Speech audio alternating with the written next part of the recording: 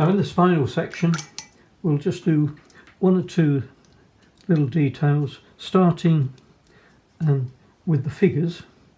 Actually I'll change a bit of light red for the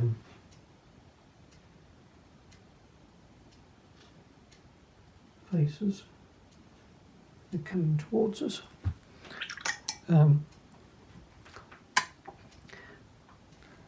Let's treat ourselves to a slightly brighter colour for the cadmium orange. I've just gone into for the lady's skirt, and the gentleman can have bluish trousers. I'll do his right leg with ultramarine, and his left leg, which will get a bit more sun, with cobalt.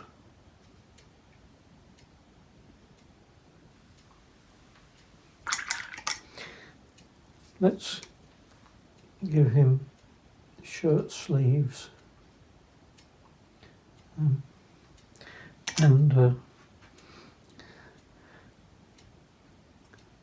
again I'm going outside my range of colours I've used so far, just to treat myself.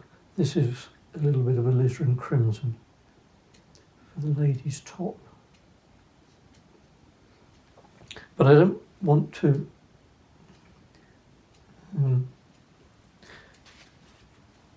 overdo these figures. Haven't done this very well.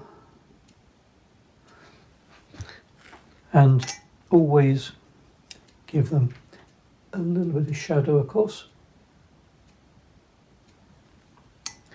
and we'll need to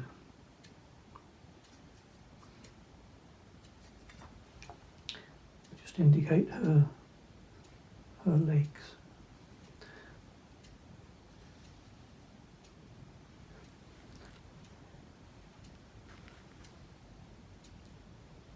That'll be enough. Now, one or two little shadows that I've neglected.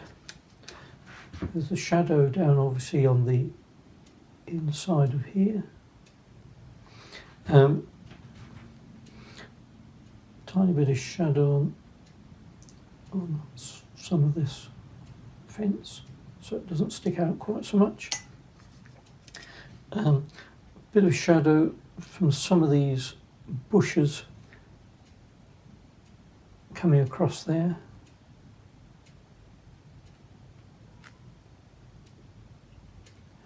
And then the dark green, Viridian burnt sienna is always a good, or even raw umber,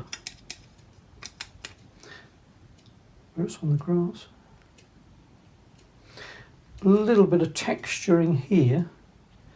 Notice I don't do any overpainting until I get to this sort of fairly late stage of the painting. Each area is really been painted for once. That's a bit dark. I'm just going to dab at that. We also want to put in a shadow in this bottom left-hand corner. Let's have ultramarine and light red and raw sienna.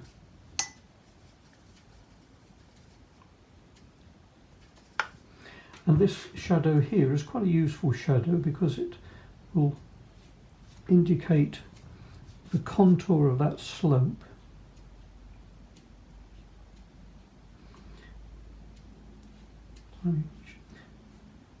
And then comes across the road. Let's make it a bit more bluey.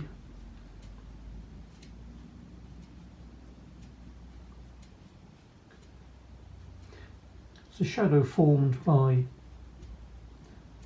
a form tree or something outside of the picture. a cloud shadow or something, but it's very useful just to cut that corner off, and you drive the viewer, some directional lines there, drive the viewer's attention into the picture. Incidentally, when you do shadows and shade, you'll notice the shaded sides. I've been very careful, including here, not to have any sparkle. If you're going to have any sparkle, have the sparkle out in the light, not in the shade. You want that. You want the contrast.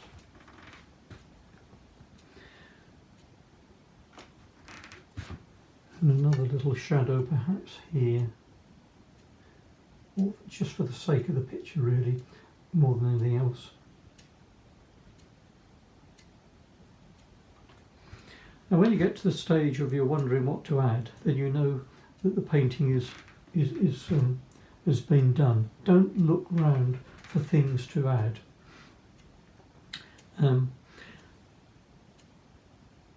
So let me just emphasise the principles that I've been trying to get over, hopefully fairly clearly.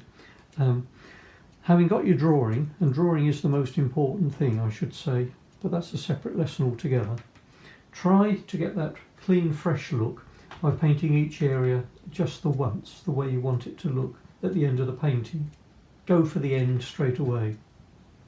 Avoid painting anything twice until you've painted anything once. Always look carefully to see where you can merge edges. Edges have the greatest potential, I always think, to improve the veracity and credibility of a painting and make it look professional rather than coloured in. So don't paint things, paint shapes in, such as the shaded side of the building and then go straight on with the car shadow, the shaded side of the bush and go straight on with the car shadow. And vary the paint consistency so that if you ever go into a area which is still damp, as I did here with the gutter line, if that paint is nice and thick, almost the consistency of toothpaste, even though areas might be still wet, it'll suck up the excess moisture and pretty well stay where it is, whilst merging and making friends with its neighbour. The crucial point is, in addition to having nice colours, is to have a variation in tone, some lights, some darks. And if you look across this picture, it's very much sort of light, dark, light, dark, light, dark, light, and that helps give the picture a little bit more interest and will photograph in tones a lot more satisfactorily. Well, I hope you've enjoyed this series of videos and have found them helpful and useful, and there'll be parts of them that you can apply to your own painting. Don't forget, no one can tell you how to paint. All we can do is show you, all us tutors can do is show you how we go about it, and you must take the bits that suit you and disregard the rest. The most important thing is just enjoy the painting. Thank you for watching.